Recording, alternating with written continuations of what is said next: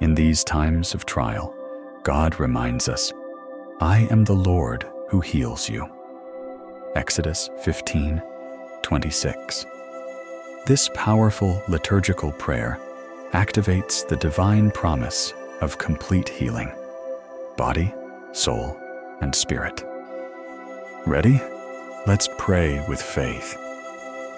Loving Father of infinite goodness, stretch forth your sacred hand upon every suffering soul at this moment.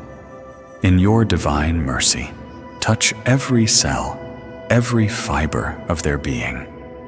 For I believe with unshakable faith that your perfect will is to see them wholly restored, serene in spirit, strong in body, radiant in soul, and peaceful in heart.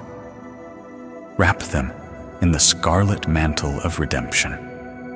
Cover them completely, from the crown of their head to the soles of their feet, in the precious blood of your beloved Son, Jesus Christ, our Savior.